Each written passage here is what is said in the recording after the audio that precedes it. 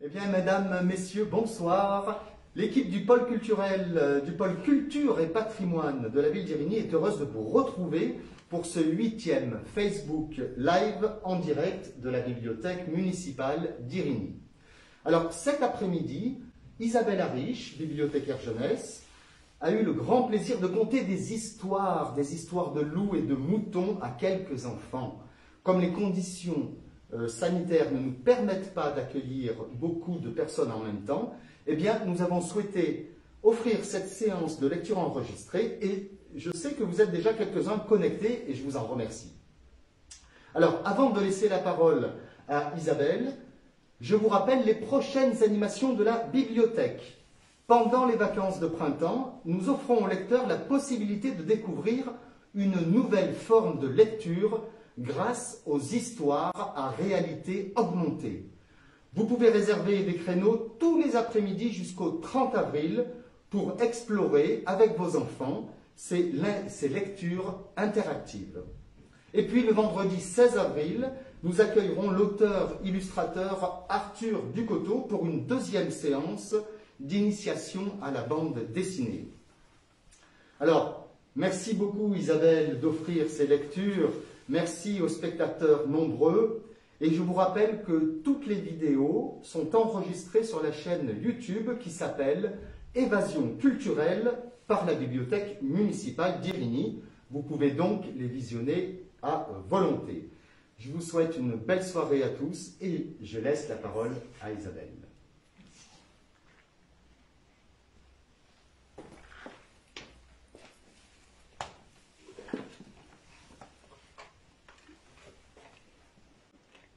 Mademoiselle Sauve qui peut, un livre de Philippe Corentin.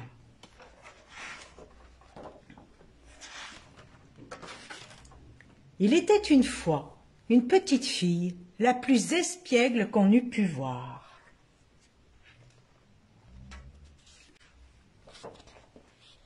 Elle ne songeait qu'à taquiner, à jouer de mauvais tours à tout le monde, une vraie chipie. Et elle n'arrêtait pas, et pif, et paf, et pouf, et patapouf. C'est bien simple, c'était une telle enquiquineuse que partout on l'appelait Mademoiselle Sauve qui peut. Et boum, et badaboum, elle était infatigable. Mais ses farces, depuis longtemps, ne faisaient plus rire personne. Aussi, ce matin-là, sa mère excédée lui dit « Arrête, ça suffit, tu m'horripiles. Tiens, va plutôt chez ta mère grand, porte-lui cette galette et ce petit pot de beurre. » Et zou, la voilà partie, sauf qui peut.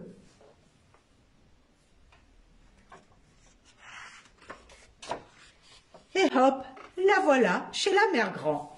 Toc, toc, toc. « Mamie !»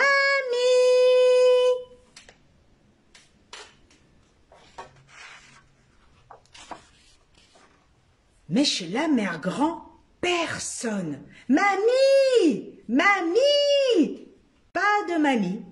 Un bon ragoût qui sent bon, mais pas de mamie. « Mamie, mamie, c'est moi qui suis là, mais n'aie pas peur !»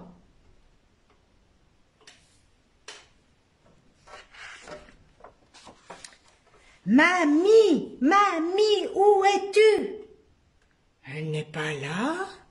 Oh, c'est bizarre. Tiens, et si j'en profitais pour faire son lit en portefeuille, se dit soudain Mademoiselle Sauve qui peut. Ha, on va bien rire.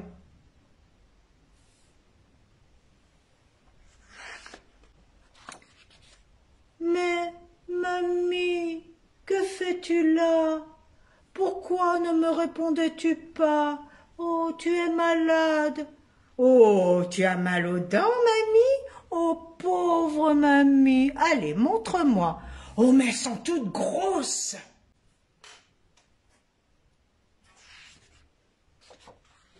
Et ta langue? Tu as vu ta langue comme elle est grosse et comme elle est blanche? Oh, et tes yeux? Mais tu as vu tes yeux, mamie? Ils sont tout gros et tout jaunes. Tu as avalé tout rond sans mâcher. Tu as bobo au ventre.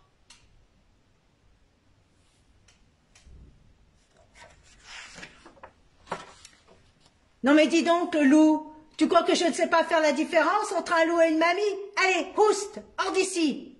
Allez, zou, dehors, dehors, et plus vite que ça. Il veut que je m'énerve en vrai, le loup. Il me croit aussi bête que le petit chaperon rouge ou quoi?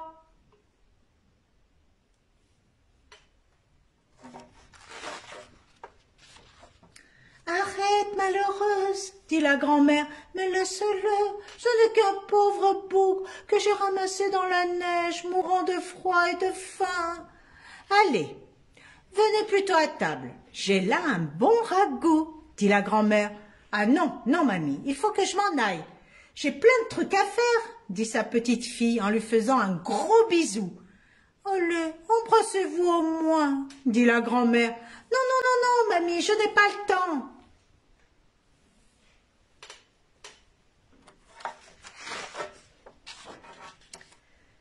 Ça y est, elle est partie, s'inquiéta le loup. Mais oui, dit la grand-mère, pour de vrai? Mais oui, te dis-je, c'est la fin de l'histoire et puis, de toute façon, c'est la dernière page. Ouf, fit le loup. Oh, quelle histoire!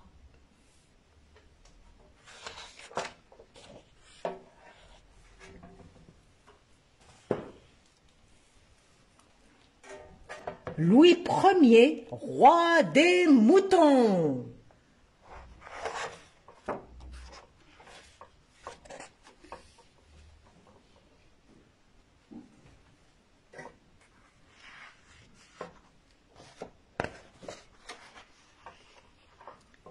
C'est ainsi qu'un jour de grand vent, Louis le Mouton devient Louis Ier, roi des moutons.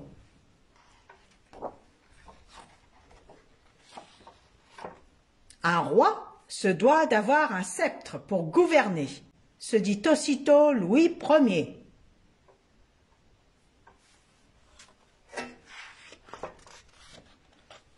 Et un trône pour prendre la justice, car c'est important, la justice.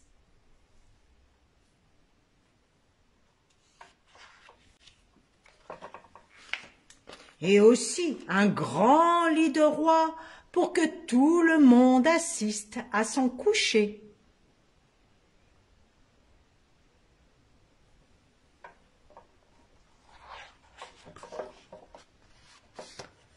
Louis Ier se dit qu'un bon roi doit aussi de temps en temps s'adresser à son peuple.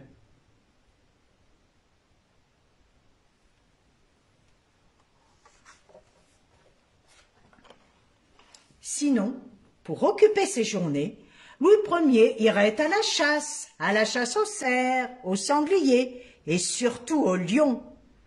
Comme il n'y a pas de lions dans son royaume, Louis Ier en ferait venir.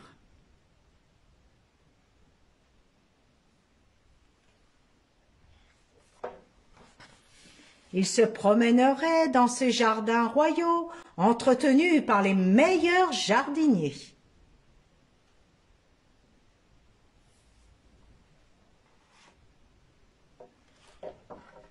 Louis Ier recevrait les plus grands artistes pour donner de magnifiques spectacles dans son palais.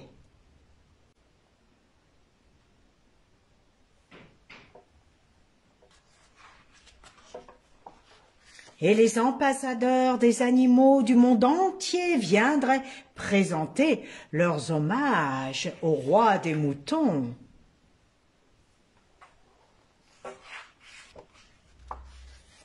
Mais avant tout cela, Louis Ier se dit qu'il lui faut mettre de l'ordre dans son royaume. Il impose donc à son peuple de marcher au pas de mouton. 1, 2, 1, 2, 1, 2. Puis, Louis Ier décrète que seuls les moutons les plus beaux pourront vivre à ses côtés.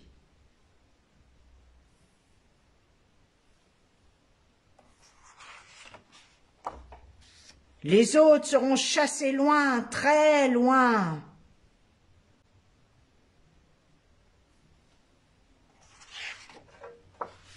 Et c'est ainsi qu'un jour de grand vent, Louis Ier redevient Louis le Mouton.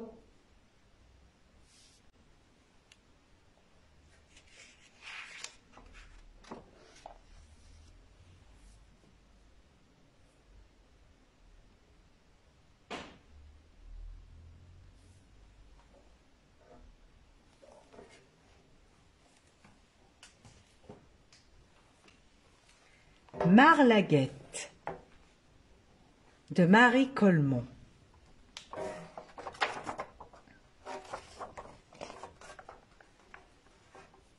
Elle s'appelait Marie-Olga, mais on disait Marlaguette pour faire plus court et aussi plus gentil.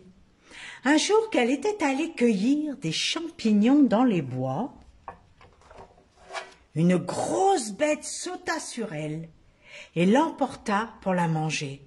Une grosse bête grise avec des oreilles pointues, une gueule rouge, bref, un loup.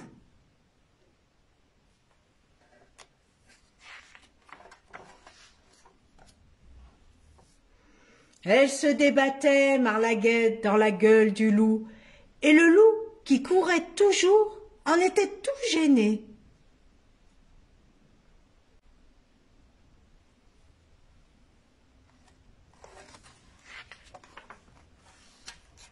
Si bien qu'en arrivant à sa caverne, il se cogna le front à la roche qui en faisait le toit. « Oh là, oh !» cria-t-il en tombant de côté. Marlaguette tomba aussi, mais elle se releva vite.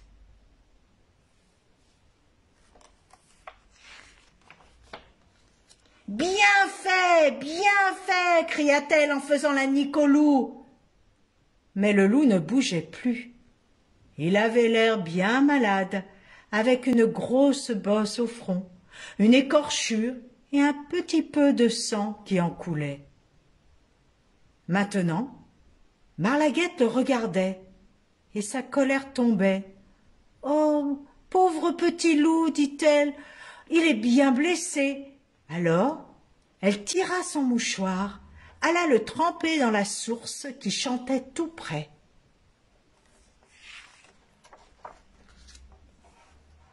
Et fit un beau pansement sur la tête du loup. Puis, elle ramassa des feuilles et des mousses, et sur ce petit matelas doux roula le grand corps. Même, elle planta une large feuille de fougère tout auprès pour lui servir de parasol. Comme elle faisait cela, le loup revint à lui. Il entr'ouvrit un œil, puis le referma. Il se garda bien de bouger.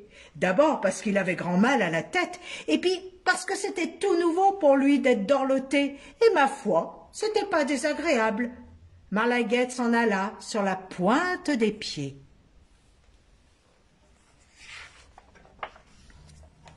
Et courut chez elle. Elle n'habitait pas loin de là, dans une petite cabane à la lisière des bois.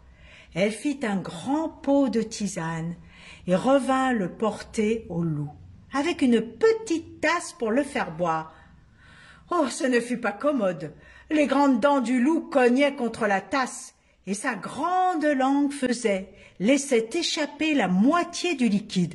Pour tout dire aussi, il n'aimait pas la tisane, lui qui se régalait de viande crue, avec du bon jus saignant qui ruisselle le long des babines.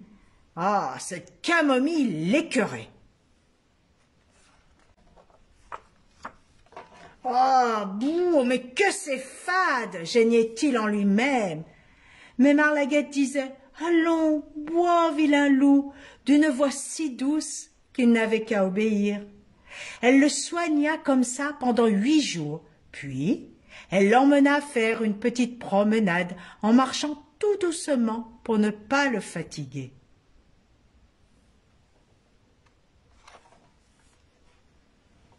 « Crac, crac !» criait le geai en sautillant devant eux. « Il te croquera, Marlaguette !»« Ah, tu crois ça ?» dit le loup. « Allez, attrape !» Il se lança en avant pour croquer le geai. mais il était tout faible encore et manqua son coup.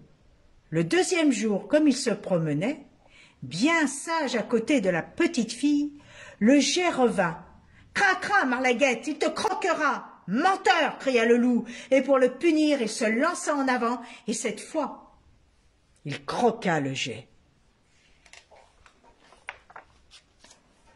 Oh, qui fut bien furieuse, Marlaguette. Elle donna au loup une sérieuse fessée et ne lui parla plus de toute la promenade. Et quand ce fut l'heure de rentrer chez elle, elle ne lui serra même pas la patte. « Oh, je ne le ferai plus, » dit le loup en reniflant, le cœur gros. Il avait l'air si repentant qu'elle lui pardonna.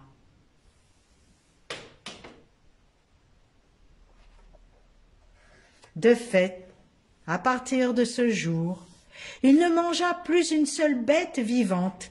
Dans la forêt, cela se sut vite. Les oiseaux ne s'envolèrent plus quand il passait sur les chemins, et les petites souris vinrent caracoler jusque sous son nez. Il en avait l'eau à la bouche, mais il trottait sagement à côté de Marlaguette, les yeux fixés sur son doux petit visage pour échapper à la tentation.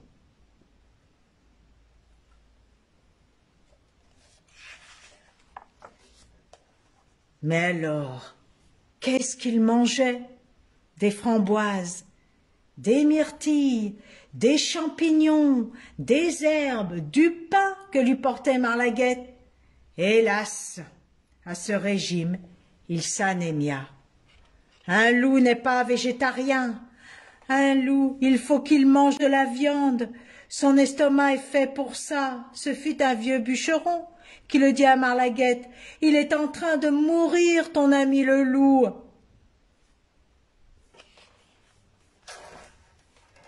Marlaguette pleura beaucoup, et puis elle réfléchit toute une nuit. Et puis au matin, elle dit au loup, « Je te délie de ta promesse. Va vivre au fond des bois, comme vivent tous les loups. » Alors, la grande bête grise s'enfuit sur ses pattes maigres, et elle croqua un merle, à la proue, et 3 musaraignes, qui prenaient le frais au bord de leur trou.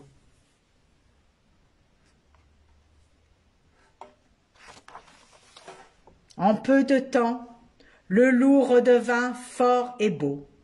Mais il ne tuait maintenant que lorsqu'il avait faim, et jamais plus il ne mangea de petit enfant. Parfois, de loin, entre les branches, il voyait passer la robe claire de Marlaguette, et cela lui faisait à la fois plaisir et tristesse. Et Marlaguette regardait souvent vers le fond des bois, avec son doux sourire, songeant à cette grande bête de loup qui, pour l'amour d'elle, avait accepté pendant des jours de mourir de faim.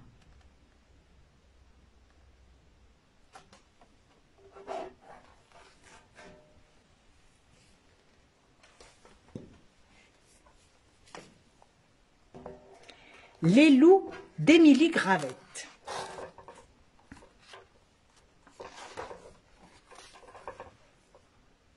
Chut!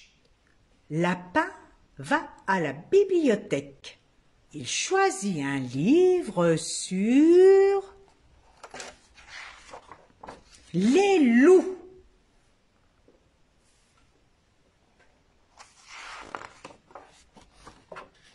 Carte de prêt. Bibliothèque municipale Les Levreaux.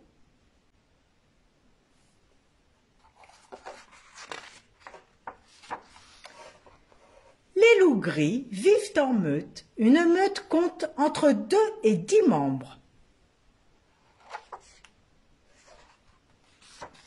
Ils peuvent vivre sous presque toutes les latitudes, aussi bien au pôle Nord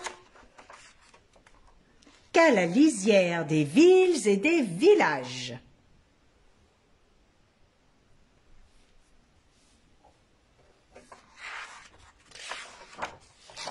Dans certaines régions, les loups se sont retirés dans des zones sous-peuplées, telles que les bois et les forêts.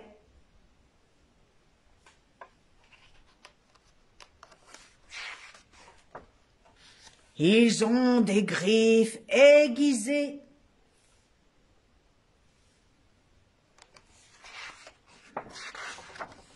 Une queue touffue.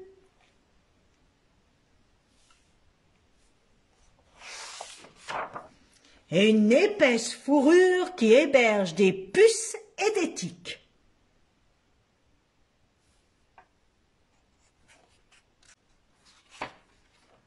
Un loup adulte a 42 dents. Ses mâchoires sont 2 fois plus puissantes que celles d'un gros chien.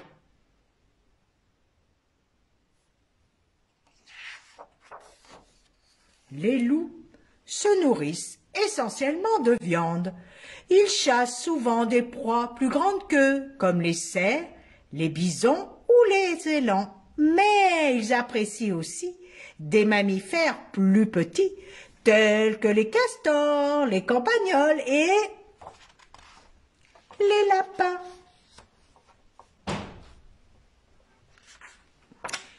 L'auteur aimerait préciser qu'aucun lapin n'a été dévoré pour réaliser ce livre. Cet album est une œuvre de fiction. Les lecteurs plus sensibles pourront donc opter pour la fin que voici. Par chance, ce loup est végétarien. Alors, ils partagent une tartine de confiture, deviennent les meilleurs amis du monde et vivent heureux jusqu'à la fin des temps.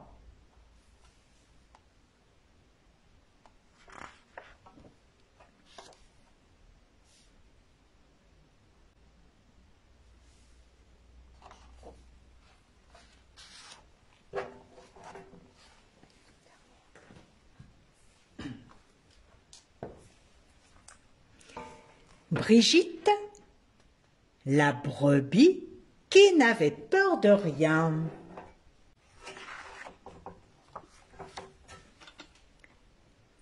Depuis quelques jours, les brebis sont très nerveuses. On dit qu'il est de retour.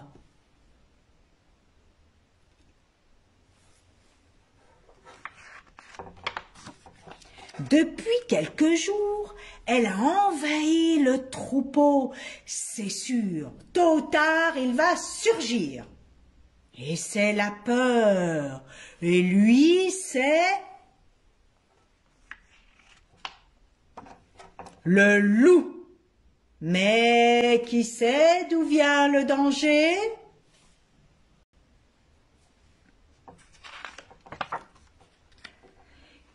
Qui sait d'où vient le danger?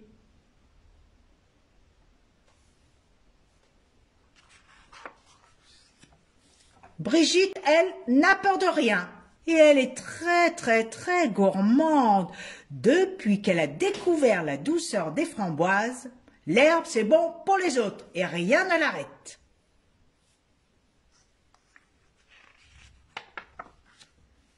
Pas même le loup. Qui sait d'où vient le danger?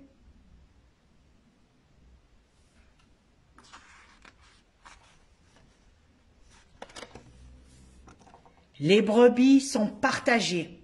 La moitié du troupeau pense qu'il faut partir, l'autre qu'il faut se cacher. Brigitte, elle ne pense qu'à manger.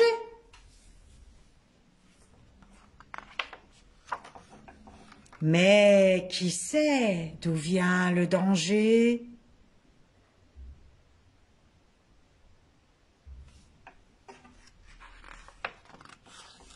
Certainement pas Brigitte qui n'a peur de rien, pas même du loup. Oh, le loup! Oh, quel loup! Jamais vu! Hein, les filles? Vous l'avez vu, vous, le loup?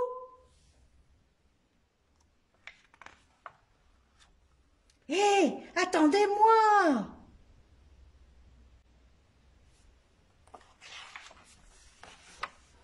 Mais où êtes-vous? Là!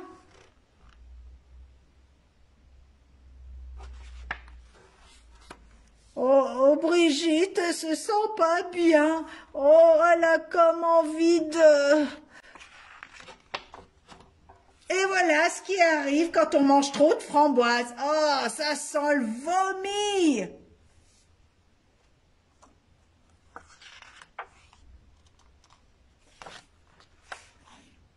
personne. Ah, Brigitte est perdue. Perdu aussi le goût des framboises.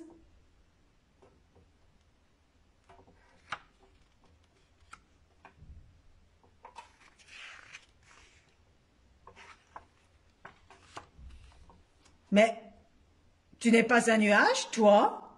Ben non, moi c'est Brigitte, répond Brigitte qui le trouve bien drôle, ce mouton, et qui a soudain un petit creux. Oh, j'ai trouvé des framboises, tu aimes ça? Oh là là, moi j'adore. Oh, comment tu t'appelles? Je m'appelle Michel, répond le mouton qui ne se fait pas prier pour goûter les framboises de Brigitte.